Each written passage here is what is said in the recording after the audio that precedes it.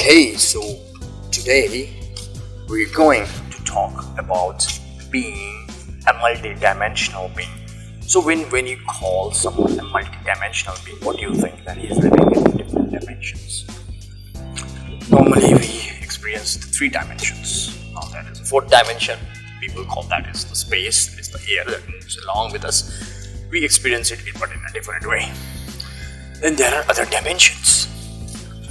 Now the dimension of feeling, the dimension of emotions, the dimension of music, the dimension of visuals.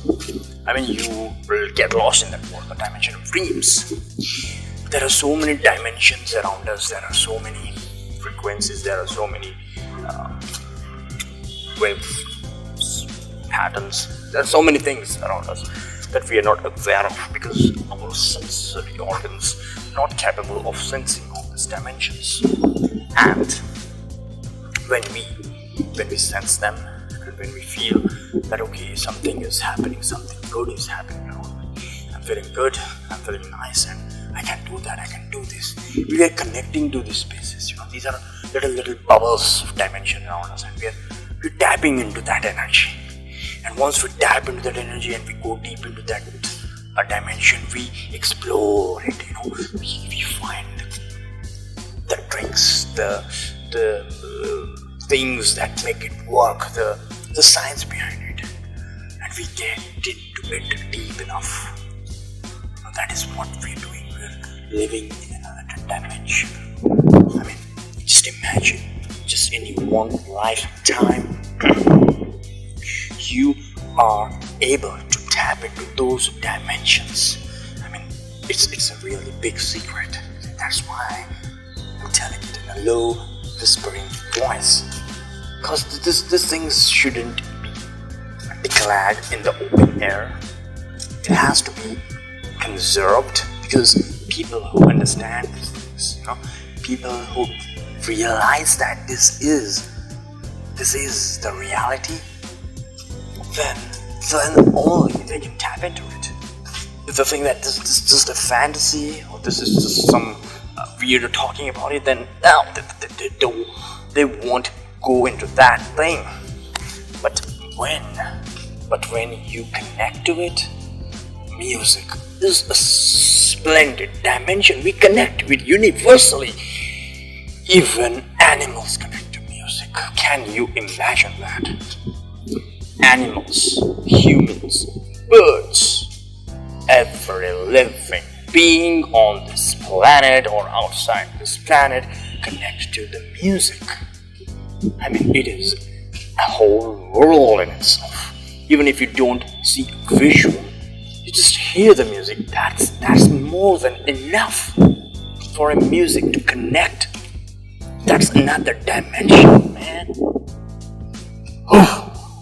Now comes your art, your paintings, your canvas paintings, your abstract art.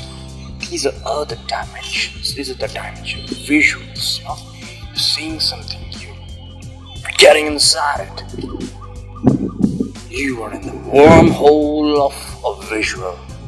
Its lights are bringing you in, attracting your light to that light. It's mixing up of lights, there is mixing up of signals, there is mixing up of emotions, and you go into another dimension.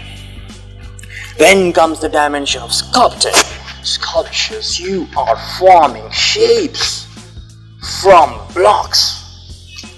You just with your hand and your brain, you are making shapes, patterns and designs on a sculpture. This art. We call people that do artistic things because you are connecting to different dimensions around you, man.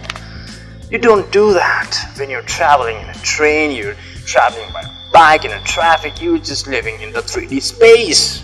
That's it. You are just being a mechanical being. You're not being the being you're supposed to be.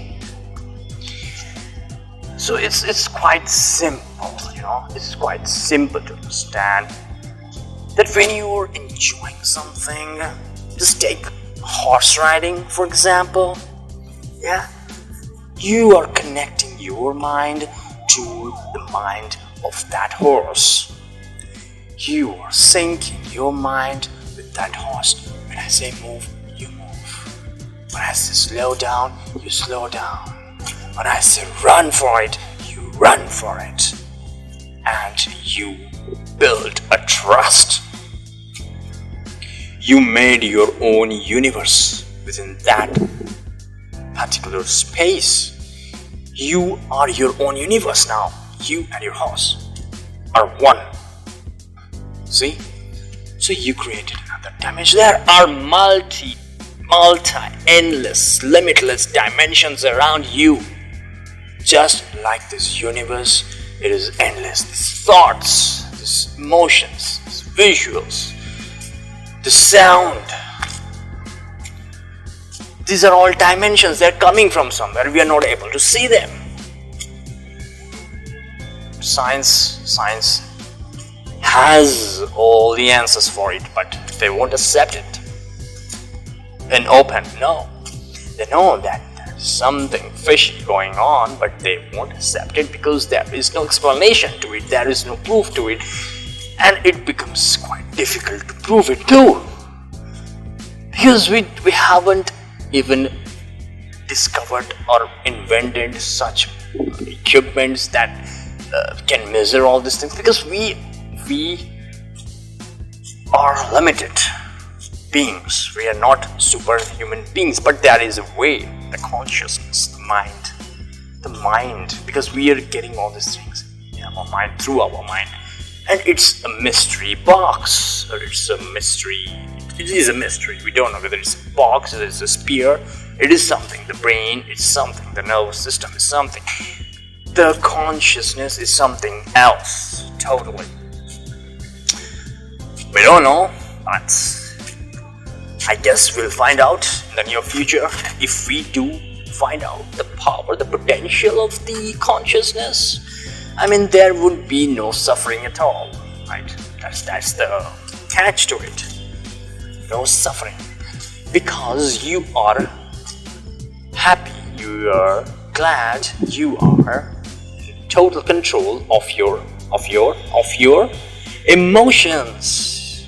These are the dimensions, these are the universes you have created inside your mind. So when you keep those dimensions, those universes in a calm state, in a proper functioning state, you're happy, you're a go-lucky person. You know what you have to do, you know where you have to tap in, and you know what's there for you lying ahead. Yeah, I guess so. That's quite simple to understand. And how do you feel now, being a multidimensional being? We humans are multidimensional. Yeah, of course. So I guess that's it from me. Maybe we'll discuss something someday, something. Yeah, and it's quite nice breeze out here. Okay, see you.